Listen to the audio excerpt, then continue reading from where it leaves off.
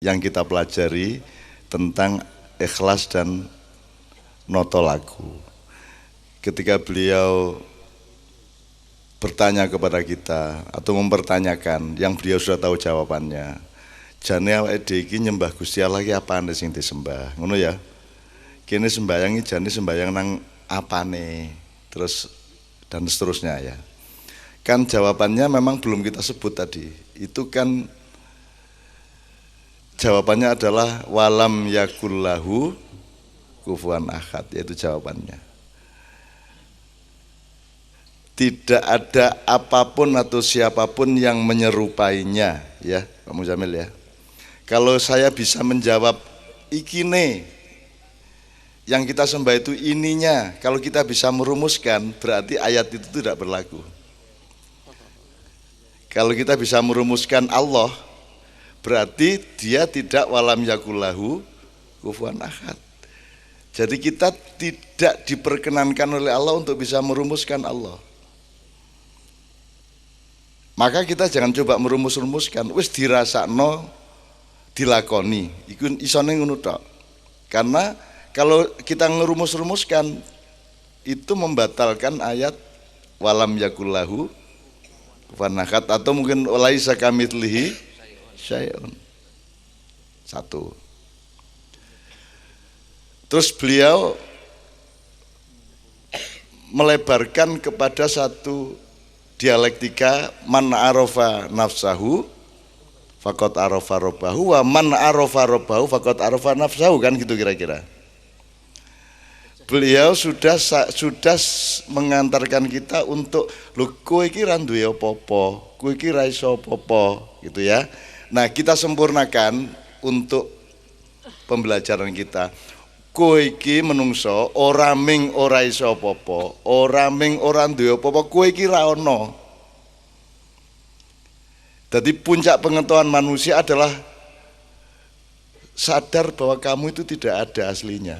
Yang ada hanya Allah. Begitu kamu ngerti ketiadaanmu, kamu akan sampai kepada satu kesimpulan yang ada hanya Allah. Jadi kalau ada kamu itu sebenarnya bagian saja dari kehendak Allah. Kowe ono ora ono ki terserah Allah. Dan kita ini tidak ada. Jadi kita ini bukan pihak lain. Ngerti ora? Ini Tuhan satu pihak terus kita.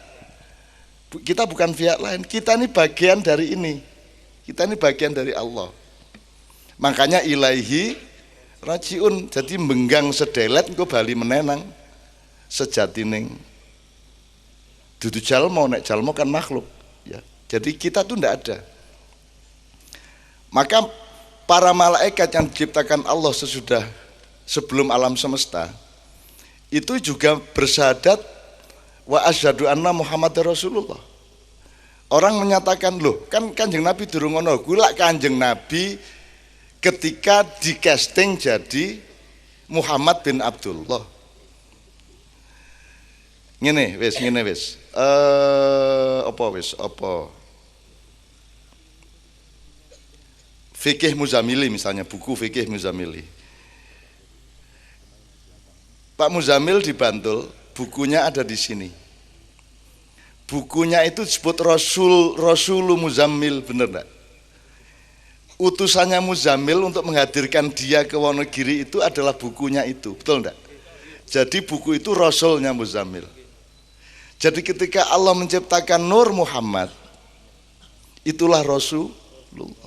Sebab tidak ada yang bisa mengenal Allah secara sejati, secara benar-benar, maka dia merepresentasikan dirinya menjadi cahaya yang memancar dan terpuji itu, kemudian berevolusi menjadi alam semesta, kemudian malaikat, di antara malaikat ada yang kemudian menjadi iblis, kemudian Allah bikin jin di bumi, kemudian merusak dirinya sendiri, hancur lebur, terus hidupnya terbengkalai sampai sekarang, merencor karu-karuan tanpa tanah dan tanpa peradaban. Hidupnya jin itu memuncak ketika Nabi Sulaiman, tapi setelah itu karu-karuan. Ya. Kemudian digantikan oleh makhluk baru, pra Adam, sebelum Adam, yaitu Banujan. Wong Jawa ngundangi Banujan. Nah, ketika Banujan ini juga merusak dirinya dan menumpahkan darah di antara mereka. Ketika itulah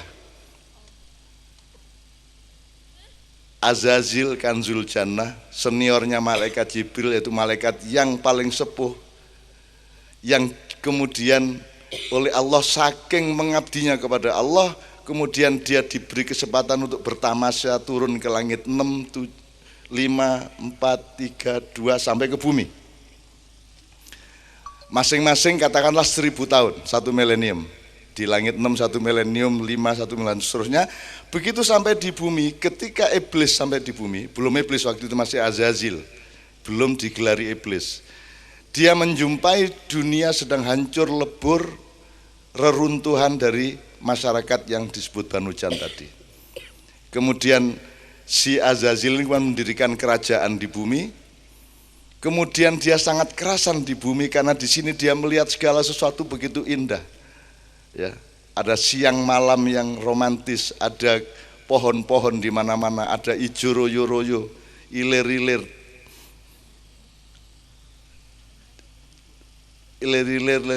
apa? Tandure wis sumile tak ijo royo-royo tak senggo temanten anyar. Ada gunung, ada pelangi, ada begitu rupa indahnya bumi ini sehingga si Azazil ini tidak mau pulang ke langit, tidak mau pulang ke langit 7.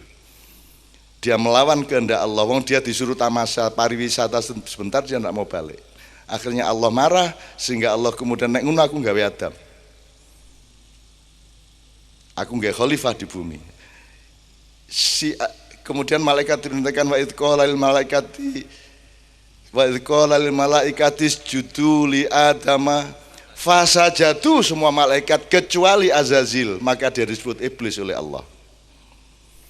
Kenapa Azazil tidak mau sujud kepada Adam? Karena dua hal. Yang pertama, dia hubbud dunya, dia merasa nikmat di bumi, ya.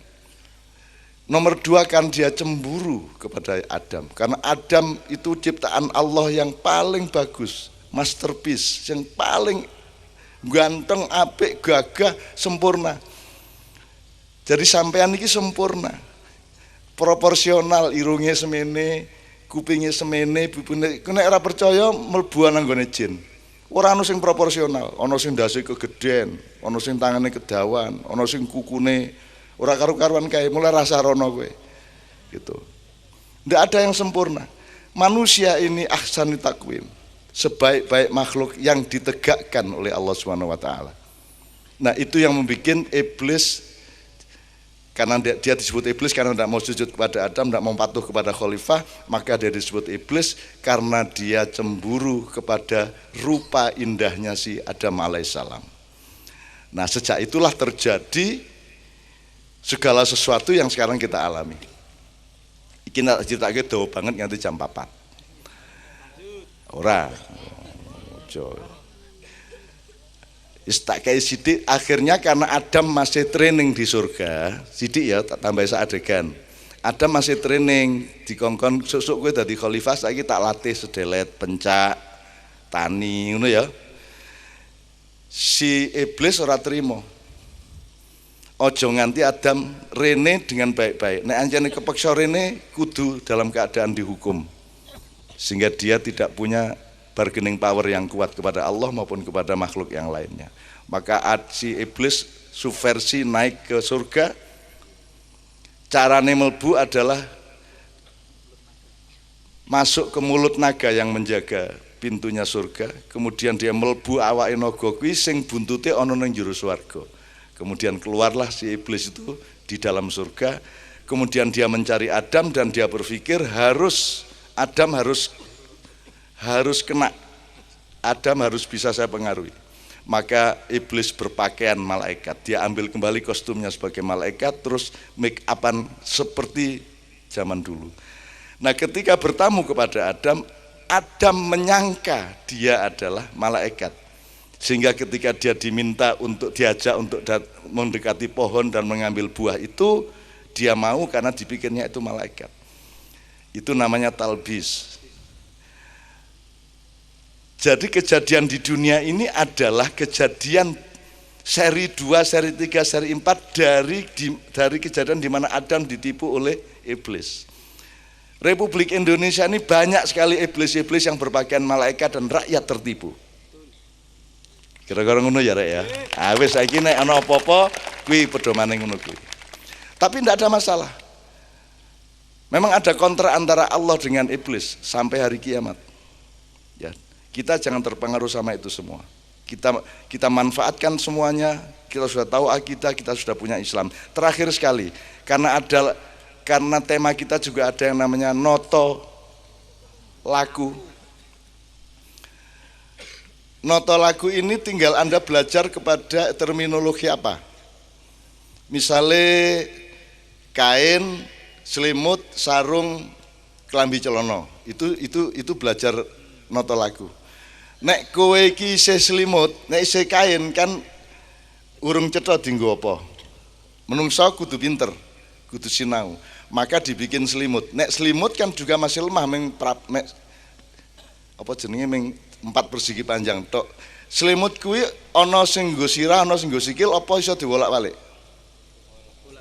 Kalau Anda masih pada tahap selimut berarti sok-sok kue selimutan sing wingi kok nggo sikil saiki kok nggo sirah. Berarti belum sempurna teknologimu dan ilmumu. Mulan digawe sarung. Wis ana jahitane. Wis ana bundere. Ning sarung iso diwolak-walik juga toh. Isih iso nglemprek. Maka kita meningkat ke baju dan celana. Nek baju dan celana iki wis ana tasrih, wis ana bunyan, sudah ada anatomi, sudah ada konstruksi. Kaosan ra iso diwalik. Ya nek diwalik ora penak ning gulu, ya ora. Kathok celana ora iso diwalik, ya ora. Iso ora kowe celanoan kok walik. Nek nguyuh bingung kowe engko. Nah, itu berarti sudah ada tatanan, sudah ada toto laku, ya. Sudah menata. Itu kalau kayak pakai kain. Saya kasih contoh satu lagi misalnya, kembali ke bluluk. Wong Islam ki wis entuk kerambil, wis entuk klopo, sehingga sudah ada struktur yang jelas di dalam ilmunya. Ana sing njaba dhewe apa kulit sing alus. Jerone sepet, ya. Jerone meneh bathok, jerone maneh klopone kerambile sing iso diparut dadi santen. Jerone meneh ana banyune. Nek diperluas engko ana manggar, ana blara, ana glugu sak piturute. Sudah ada anatomi, sudah ada pembagian-pembagian yang ilmiah. Jadi agama Islam sudah sampai pada kelapa. Ketika Nabi Musa dulu baru cengkir. Baru bluluk. Ketika Nabi Daud baru cengkir, ketika Nabi Isa baru degan. Sekarang degan mandek sebagai degan, tidak mau berkembang jadi kelapa. Kelemahan orang Islam adalah kowe iki wis duwe klopo, ngopo kok kowe iki isih bluluk sikapmu? Nggih mboten? Kowe iki wis klopo kudu wis ngerti fungsi masing-masing. Kowe sepet ora entuk ngonek-ngonekke bathok rasa bagusi karo sepet. Ora rasa aku atos lho, nek kowe lak sabut. Aku iso dadi sapu jare sabut, nek bathok lara iso. Ora usah ngono kuwi. Semua pada fungsinya masing-masing. Orang Islam seharusnya sudah sempurna, sudah memimpin dunia kalau berpikir secara kelapa. Cuman kebanyakan orang Islam isih degan. Kuwi lumayan jane nek degan. Ning akeh sing isih cengkir. Dan kebanyakan umat Islam isih bluluk. Jadi bluluk ya mung semene iki urung ana sabute, urung ana dadi kowe mung bluluk. Medeni wong kok di bluluk iso mung dibandemke. Ketika kowe Allahu Akbar bluluk kowe. Nek Allahu Akbarnya kelapa dahsyat, tapi kalau Allahu Akbarnya bluluk kan membandem wong. Ngono kira-kira ya, ngerti ya? Jadi noto laku menurut saya apa yang kamu ambil untuk simbolismenya atau untuk terminologinya, iso klopo, iso kain, iso segala macam. Bisa juga pohon karena Allah memakai pohon simbolismenya di dalam Al-Qur'an. Kemudian kebun. Surga artinya surga namanya al-jannah bahasa Arab, bahasa Indonesianya kebun atau taman Mbak ya. Gitu. Makanya kalau orang barat Taman Eden. Kalau kita lebih produktif karena kebun, nek taman konsumtif, nek kebun lah produktif. Gitu, menghasilkan. Nek taman kan minggu seneng-seneng. Kan gitu. Jadi banyak sekali untuk noto lagu itu banyak sekali Al-Qur'an memberi pelajaran. Bapak-bapak sekalian, mohon maaf, ini kita sampai kepada tingkat ilmu yang luar biasa Pak Yai. Sudah sampai